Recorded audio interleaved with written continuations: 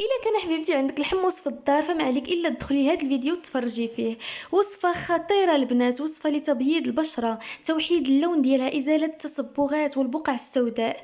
وصفه كتحيد لك لي بوان نوار، كتحيد لك جميع المشاكل ديال البشره، وكذلك تبييض المناطق الحساسه. وصفه مضروبه في 20، ما عليك الا ديريها وتحكمي بنفسك. حبيباتي ما تنسوش الضغط على زر الاشتراك وتفعيل الجرس باش يوصلكم كل جديد، ولايك الفيديو اللي عجبكم وفرجة ممتعة. السلام عليكم ورحمة الله تعالى وبركاته. كي دايرين صحاباتي؟ لاباس عليكم؟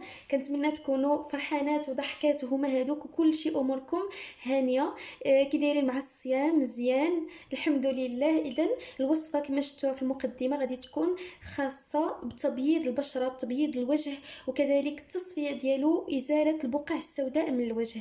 فقط ديروا هاد الوصفه هادي وغادي تهناو من جميع المشاكل.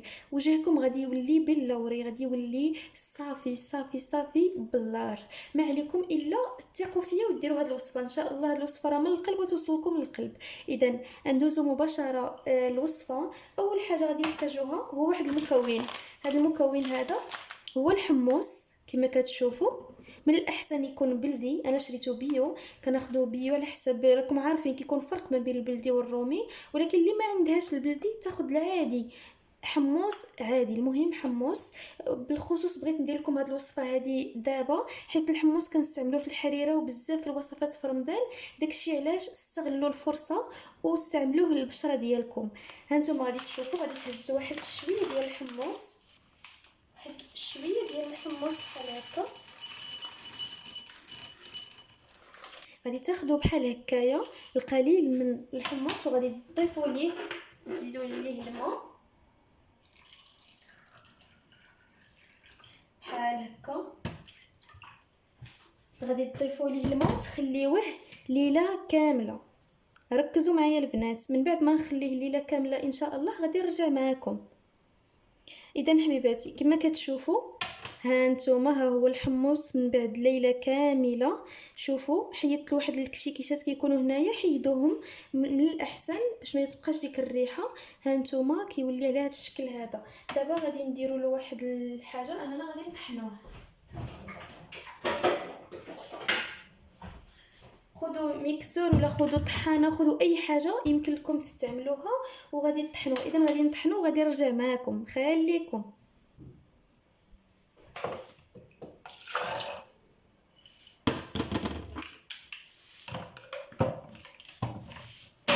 كما كتشوفوا انا طحنت هذاك الحمص وغادي نديروه في واحد القنينه ديال الزاج، من الاحسن تكون مغسوله. اي قنينه عندكم، انا هذه كان عندي فيها غير الزيتون ودرت فيها. وغادي تحتفظوا بهذا الخليط هذا في الثلاجه وغادي نكملوا تتمه الوصفه. وبالنسبه للوصفه فاحنا غادي ناخذوا 2 معالق كبار من هذا الخليط اللي درنا ديال الحمص على هذا الشكل هذا. من الاحسن طحنوه مزيان البنات. نزيد واحد شويه حيت المعلقه الاولى ما عمرتهاش. غادي نضيفوا ليها معلقه صغيره عامره ديال دقيق الارز.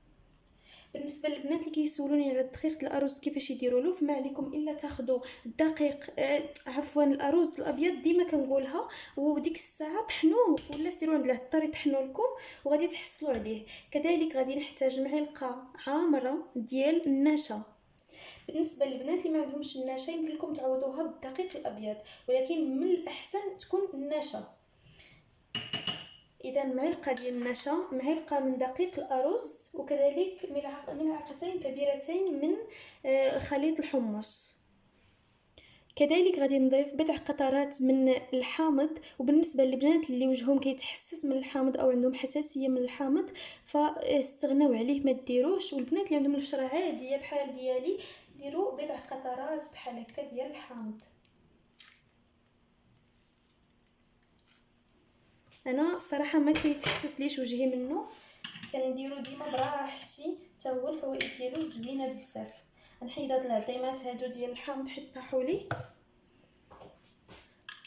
صافي. وغادي نخلطوا الوصفه. خليكم معايا باش نوريكم الطريقه كيفاش تحيدوها حيت مهمه جدا.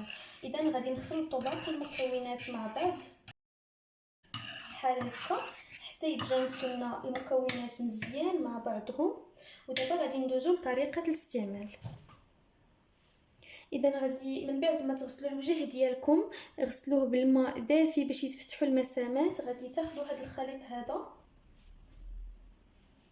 وغادي تبداو تطبقوه بحال هكا في البشره ديالكم.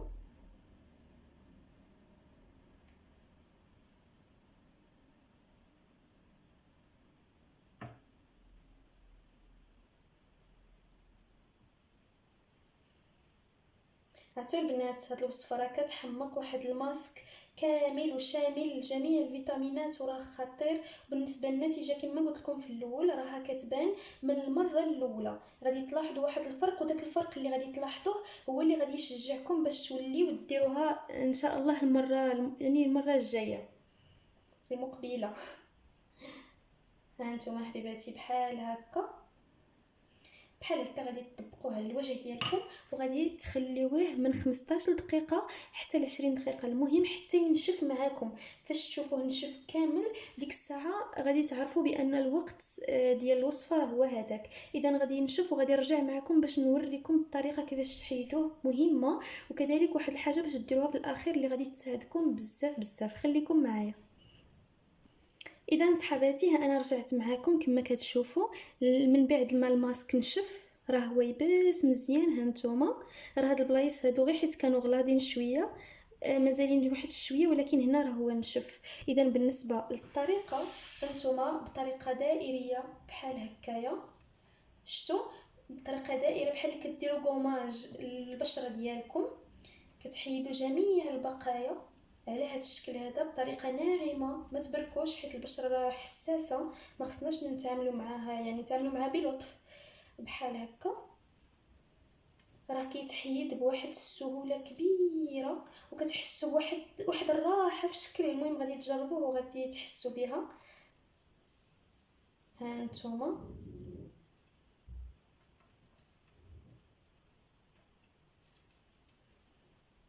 غير بشويه البنات منها كوماج منها غادي تحيدوا الوصفه. فهنا كضربوا عصفورين بحجر واحد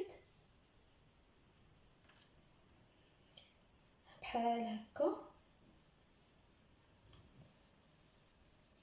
من بعد غادي تغسلوا البشره ديالكم بالماء دافي وعاد غادي تغسلوه بالماء دافي ومن بعد بالماء بارد.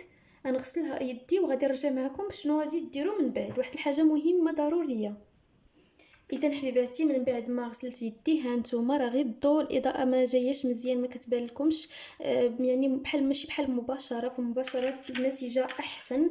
اذا هنا دابا غادي نضيفوا واحد المكون اللي شاركتو معكم من قبل اللي هما هاد المكعبات ديال الثلج ديال الخيار والماء. صراحه مفيدين بزاف. عرفتوا درتهم معكم في كنظن الوصفه اللي دازت. اذا غادي تاخذوا مكعب من الثلج وغادي من الخيار والماء وغادي ديروا بحركه دائريه بحال هكا البشره ديالكم.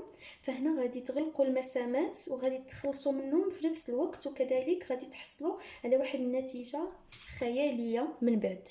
اذا على هذا الشكل هذا بطريقه دائريه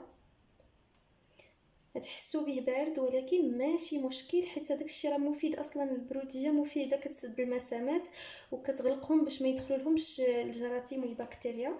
اذا بحال هكا غادي تحصلوا على زعما كاين النتيجه. وهذا ملي تساليو تنشفوا الوجه ديالكم او تغسلوه داك راه غير الخيار وغادي ترطبوه باي مرطب عندكم او زيت الكوكو او زيت الزيتون الحلو.